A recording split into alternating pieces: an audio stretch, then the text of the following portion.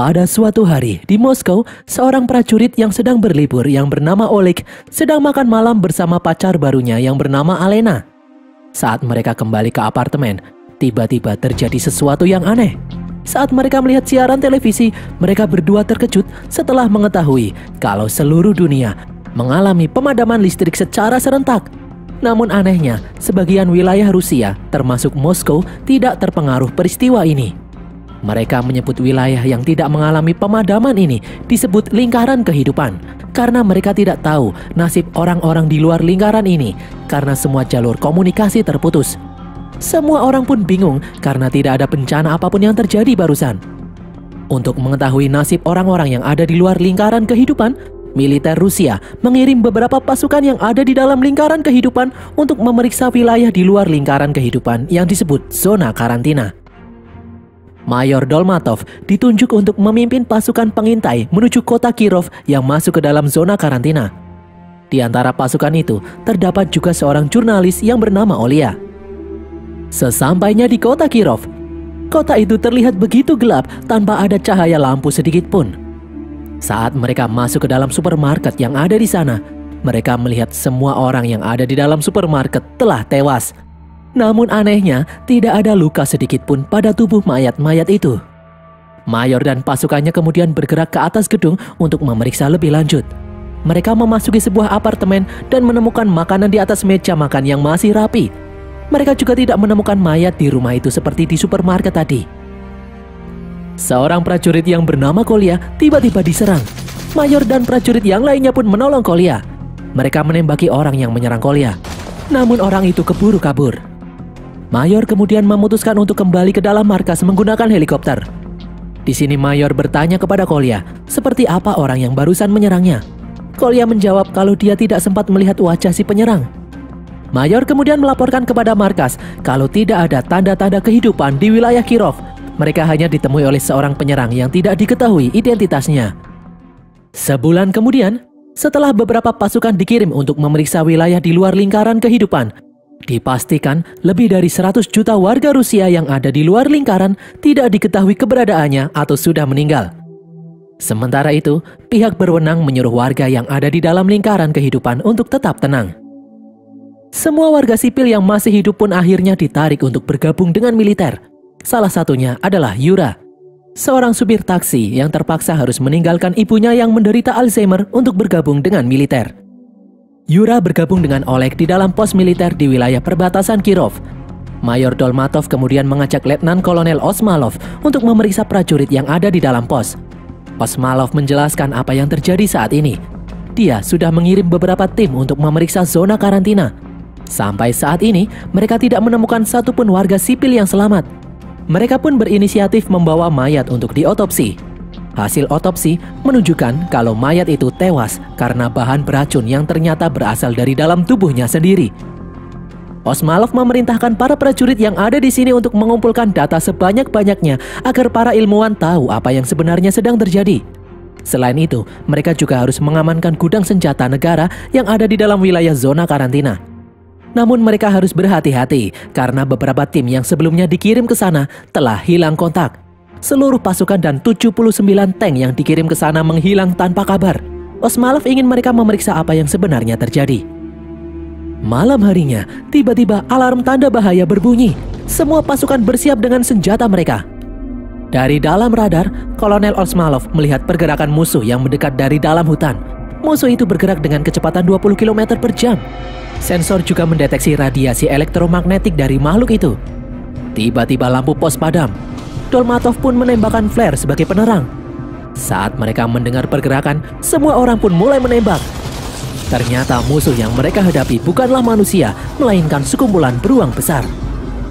Keesokan harinya, setelah situasi kembali tenang, Oleg berhasil selamat, namun tubuhnya terluka karena tertimpa salah satu beruang. Yura kemudian datang menolongnya. Mereka lalu melihat jumlah beruang yang semalam menyerang mereka ada ratusan ekor. Oleg kemudian dibawa ke dalam klinik. Dia tidak menyangka kalau dokter yang merawatnya adalah kekasih barunya, Alena. Di tempat lain, Dolmatov tak habis pikir bagaimana bisa ratusan beruang bergerak menyerang pos ini. Osmalov lalu memberitahu kalau sebenarnya dia dan timnya menemukan beberapa orang yang sebelumnya tinggal di dalam zona karantina berhasil bertahan hidup. Namun terdapat keanehan dalam tubuh orang-orang yang selamat itu. Pikiran mereka menerima data seperti sinyal radio. Saat ini, para ilmuwan di rumah sakit berusaha memahami data apa yang dikirimkan ke dalam pikiran orang-orang itu. Salah satu orang yang berhasil selamat itu bernama Sasha. Sasha dirawat di rumah sakit militer pusat. Di dalam mimpinya, Sasha melihat banyak orang bergerak menuju suatu tempat. Di antara banyak orang itu, ada satu pemimpin yang mengendalikan mereka semua. Sasha pun kaget dan terbangun sebelum melihat pemimpin itu. Dia kemudian ditemui oleh seorang misterius yang mengaku bernama Zenya. Zenya berkata kalau dia dikirim oleh seseorang yang bernama It. Zenya menjelaskan kalau sebulan yang lalu terjadi serangan gelombang pertama yang menghancurkan semua benda elektronik. Dan kemudian serangan gelombang kedua, yaitu penghancuran diri dari semua organisme biologis seperti manusia. Dan kemudian nanti akan terjadi serangan gelombang ketiga, yaitu 160 juta mayat manusia dijadikan boneka untuk menyerang mereka yang masih hidup. 160 juta boneka manusia itu dikendalikan oleh seseorang. Serangan gelombang pertama dan kedua sudah terjadi, namun yang ketiga belum. Zenya mengatakan kalau mereka bisa menghentikan serangan gelombang ketiga, yaitu dengan menemukan orang yang mengendalikan boneka-boneka itu. Zenya membutuhkan bantuan Sasha karena hanya Sasha lah yang bisa mengetahui lokasi sosok si pengendali boneka itu berada. Sasha yang ketakutan pun menolak untuk membantu. Sasha kemudian meminta prajurit yang menjaganya untuk mengusir Zenya. Namun anehnya, prajurit-prajurit itu tidak melihat sosok Zenya. Mereka menganggap Sasha sedang berhalusinasi. Di tempat lain, pasukan militer kembali bergerak memasuki zona karantina. Namun di tengah perjalanan, mereka berhenti. Mereka pun terkejut melihat tank-tank yang sebelumnya dikirim ke zona karantina sudah hancur lebur. Mereka juga melihat bangunan-bangunan yang ada di sana hancur seperti bekas terjadi peperangan yang dahsyat. Peristiwa ini membuat semua orang yang ada di dalam lingkaran kehidupan panik. Sampai sekarang, pemerintah belum mengumumkan apa yang sebenarnya terjadi dan siapa musuh mereka. Pimpinan militer akhirnya membentuk beberapa tim pengintai untuk masuk lebih dalam ke dalam zona karantina, karena mereka juga harus mengamankan gudang senjata yang ada di luar sana agar tidak disalahgunakan oleh pihak musuh. Yura ikut ke dalam tim 7. Tim itu dipimpin oleh Letnan Maxim. Sang reporter Olya juga ikut rombongan ini. Mereka pun bergerak menuju Kirov. Sesampainya di sana, setelah memeriksa lingkungan sekitar yang terlihat sepi, Letnan menyuruh pasukannya untuk masuk ke dalam salah satu gedung apartemen untuk beristirahat dan mengamati sekitar. Keesokan harinya, Yura melihat pintu minimarket di seberang gedung terbuka. Yura yang curiga kemudian meminjam kamera milik Olya. Dan benar saja, di dalam rekaman saat mereka pertama datang ke sini kemarin, pintu minimarket itu tertutup. Yura pun yakin ada seseorang yang membukanya. Yura dan dua prajurit kemudian memutuskan untuk memeriksa minimarket itu. Di dalam, mereka tidak menemukan siapapun di sana, namun ada bekas makanan berserakan di lantai. Itu artinya ada seseorang yang masuk ke sini untuk mengambil makanan. Letnan pun memasang perangkap menggunakan granat untuk menangkap orang itu. Malam harinya, granat jebakan tiba-tiba meledak. Yura dan timnya bergegas menangkap orang itu. Mereka menemukan seorang remaja laki-laki tergeletak di dalam minimarket. Orang itu masih hidup meski tubuhnya penuh luka. Mereka pun membawa remaja itu ke dalam apartemen. Untunglah remaja itu berhasil disadarkan kembali. Remaja itu terlihat ketakutan. Letnan kemudian menyuruh remaja itu untuk tenang karena mereka ada di sini untuk melindunginya. Tiba-tiba remaja itu menusuk leher Letnan hingga tewas.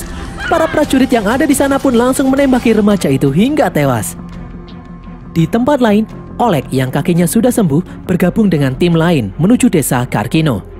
Sesampainya di sana, Letnan menyuruh anggotanya untuk memeriksa sekitar. Salah satu prajurit yang bernama Senchuk terluka terkena besi saat sedang memeriksa satu kontainer. Keesokan harinya, Alena dikirim ke tempat ini untuk mengobati Senchuk. Oleg tentu saja senang melihat kekasihnya datang ke sini. Setelah memeriksa luka Senchuk, Alena mengatakan kalau Senchuk harus dibawa kembali ke dalam markas karena lukanya cukup parah. Di tempat lain, di dalam rumah sakit, Sasha yang sudah agak baikan duduk di teras rumah sakit. Tiba-tiba ada seorang misterius duduk di sampingnya. Orang itu mengaku bernama It. Sasha pun panik karena menganggap dirinya sedang berhalusinasi lagi. It kemudian menyuruh Sasha untuk tenang karena waktu mereka tidak banyak. Hanya Sasha yang bisa menemukan orang yang mengendalikan serangan gelombang ketiga nanti. Sasha kemudian berkata kalau dia memang melihat orang yang dimaksud di dalam mimpinya, namun Sasha yang ketakutan menolak untuk membantu. It kemudian membuka penutup mulutnya. Ternyata dia adalah alien. Sasha pun semakin panik. Melihat ada sesuatu yang aneh, Osmalov kemudian datang. Sasha pun tenang karena Osmalov ternyata bisa melihat sosok It. Osmalov lalu memanggil prajurit untuk mengepung It. Ternyata It memiliki kemampuan mengendalikan pikiran manusia. Dia membuat prajurit mengarahkan senapannya ke arah Osmalov. It menciptakan ilusi dengan merubah dirinya tampak seperti Osmalov dan sebaliknya. Osmalov yang terpojok pun akhirnya menurunkan senjatanya. It memberitahu kalau jutaan alien seperti dirinya sedang dalam perjalanan menuju bumi untuk menghancurkan semua manusia dan kemudian menguasai bumi. It memberitahu kalau kali ini dia berada di pihak manusia, dia akan membantu mencegah hal itu terjadi. Di dalam markas, It menjelaskan kalau ratusan juta manusia terkena radiasi sehingga pikiran mereka bisa dikendalikan menjadi boneka alien. Saat serangan radiasi itu terjadi, bulan menghalangi wilayah ini, membuat wilayah yang berbentuk seperti lingkaran ini terbebas dari radiasi dan kemudian disebut sebagai lingkaran kehidupan. Namun, dalam waktu dekat ini, para manusia yang sudah menjadi boneka alien akan datang menyerang orang-orang yang ada di dalam lingkaran kehidupan ini. It memberitahu alasan kenapa kaumnya berniat menjajah bumi, yaitu karena planet mereka akan segera punah karena matahari mereka sudah tua. Sementara matahari yang menyinari bumi masih relatif muda. Kaumnya akan bisa tinggal di bumi untuk waktu yang cukup lama. It menjelaskan kalau sebenarnya rencana untuk menguasai bumi sudah dijalankan sejak 200.000 tahun yang lalu. Dahulu, kaumnya lebih dulu mengirim senjata biologis menggunakan pesawat kecil yang bisa melesat dengan kecepatan cahaya sehingga bisa sampai lebih dulu di sini sejak 200.000 tahun yang lalu. Senjata biologis itu dikirim untuk bisa menguasai bumi lebih dulu sembari menunggu pesawat mereka yang jauh lebih besar yang tidak bisa melesat dengan kecepatan cahaya yang baru akan tiba di sini 200.000 tahun kemudian. Selama 200.000 tahun ini, senjata biologis yang mereka sebarkan di bumi telah bekerja dengan sangat baik. Senjata biologis itu menghabisi semua bentuk kehidupan yang berbahaya. Ternyata senjata biologis yang dimaksud adalah manusia itu sendiri. Kaum It sengaja menurunkan manusia di bumi yang didesain untuk saling membunuh dan saling menghancurkan di muka bumi. Manusia adalah produk rekayasa genetika dari kaum It. Mereka memiliki DNA yang sama. Setelah semua umat manusia sudah berhasil mereka kendalikan, maka pesawat besar yang membawa kaumnya akan mulai mendarat di bumi. Jika sesuai perhitungannya, It mengatakan kalau pesawat besar yang membawa kaumnya itu akan tiba di bumi besok. It berkata kalau kaumnya memiliki cara untuk meregenerasi sel tubuh mereka secara sempurna, membuatnya bisa hidup abadi. Namun mereka tetap akan bisa mati jika dibunuh. It mengatakan kalau 200.000 tahun yang lalu, dia tiba di bumi membawa benih manusia bersama satu alien lain yang bernama Ra. Ra adalah alien yang mengendalikan pikiran manusia-manusia yang ada di dalam zona karantina ini. Untuk itulah, It harus membunuh Ra untuk menghentikan semua ini. Namun dia harus menemukan lokasi keberadaan Ra terlebih dahulu dengan bantuan Sasha. Sasha harus dibawa ke dalam pos yang dekat dengan zona karantina. Osmalov kemudian mendapatkan kabar kalau semua tim pengintai yang sebelumnya disebar diserang oleh sekelompok manusia yang pikirannya dikendalikan oleh sesuatu.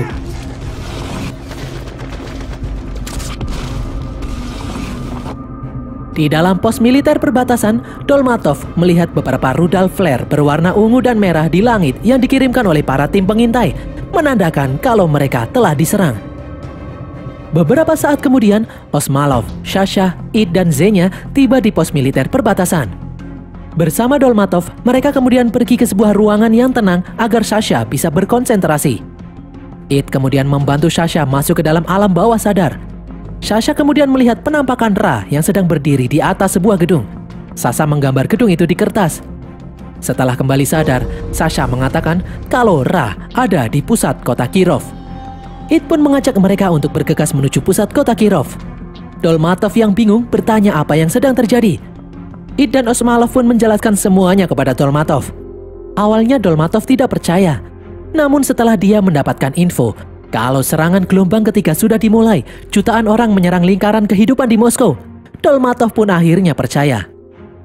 Sebelum pergi, Sasha memberitahu It kalau di alam bawah sadar tadi, Ra berhasil menatap wajahnya. Sasha pun sangat ketakutan. It kemudian menyuruh Sasha untuk tetap berada di pos, dia tidak usah ikut. Dolmatov, Osmalov, It, Zhenya, dan beberapa pasukan pun mulai bergerak menuju kota Kirov menggunakan tank. Di tengah jalan, Osmalov baru sadar kalau Sasha ternyata tidak ada di antara mereka. Tiba-tiba rombongan itu berhenti. Mereka kemudian melihat ada begitu banyak rudal mengarah ke dalam pos perbatasan.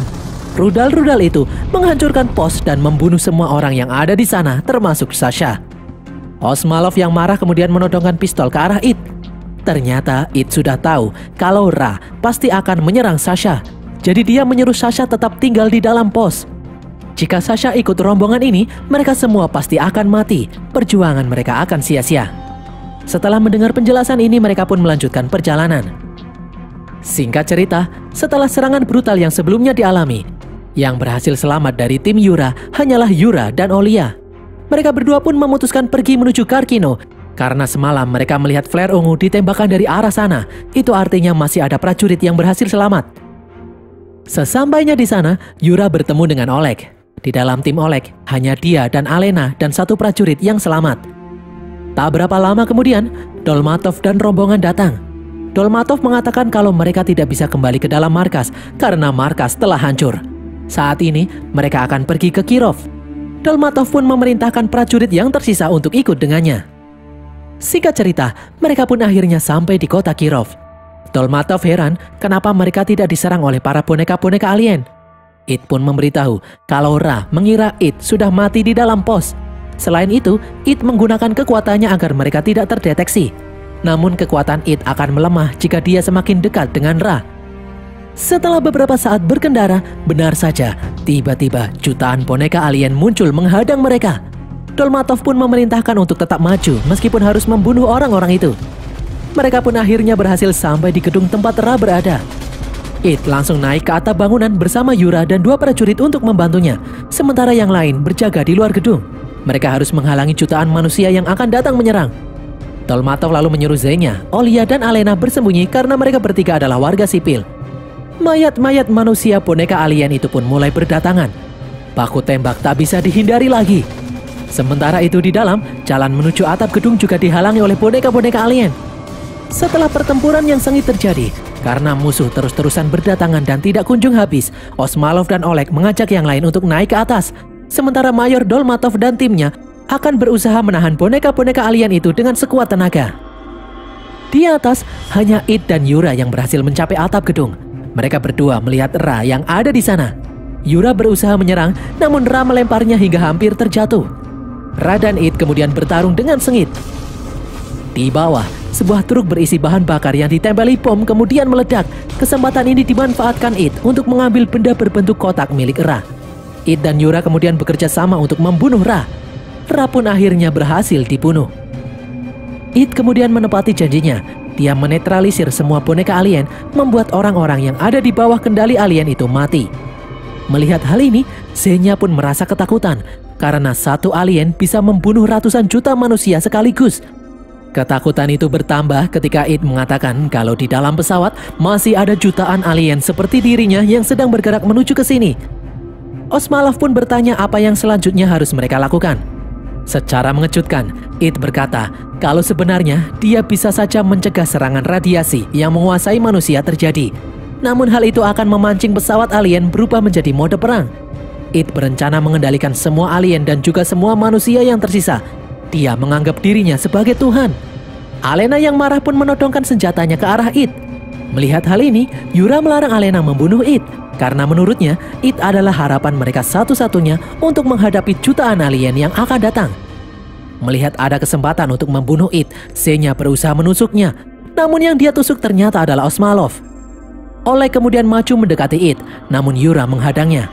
Akhirnya kedua orang itu pun saling bertarung satu sama lain. Dengan susah payah, Yura berhasil mengalahkan Oleg. Olia kemudian menembak Yura. Zhenya kembali berusaha menusuk It namun gagal. Oleg pun mengambil pistol dan menembak It. It pun merubah wujudnya menjadi ayah Oleg dan kemudian melakukan kaki bunsin menjadi banyak. Zhenya yang menyadari mana It yang asli kemudian mendorong It hingga terjatuh dari atap gedung. Mereka berdua pun akhirnya tewas.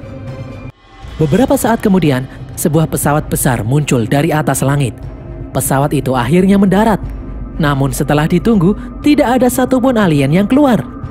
Oleg, Alena, dan Olia yang penasaran kemudian memutuskan untuk mendekati pesawat itu. Mereka akan berjuang sampai titik darah penghabisan. Sebelum memasuki pesawat, Oleg dan Alena mengambil senjata, sementara Olia mengambil sebuah kapak. Di dalam pesawat, mereka pun kaget melihat jutaan tabung kriogenik berisi alien-alien yang sedang tertidur. Kotak milik Ray yang dibawa Oleg kemudian menyala dan membuat sebuah pipa besar berisi cairan oksigen bergerak. Cairan itu mengalirkan oksigen ke dalam semua pipa yang terhubung ke dalam tabung. Olia lalu menggunakan kapaknya untuk menghancurkan pipa cairan. Dan berhasil, hal itu bisa membunuh ribuan alien sekaligus. Mereka bertiga kemudian berpencar untuk membunuh semua alien yang ada di sana. Saat mereka sampai di barisan tabung terakhir, mereka bertiga tidak tega melihatnya. Karena yang ada di dalam tabung barisan ini, semuanya adalah anak-anak. Akhirnya, Oleg, Alena, dan Olia hanya bisa menyaksikan para anak-anak alien itu keluar dari dalam tabung cryo. Mereka akan menggunakan bocil-bocil alien itu untuk mengemis di lampu merah. Dan berakhirlah alur cerita film The Blackout ini guys. Semoga kalian terhibur. Pesan yang kita dapatkan dari film ini adalah jangan pernah meremehkan mati lampu. Bisa jadi PLN sudah dikuasai oleh alien. Tulis kritik dan saran kalian di kolom komentar. Jangan lupa subscribe dan follow media sosial kami. Sampai jumpa di konten kami berikutnya. Bye.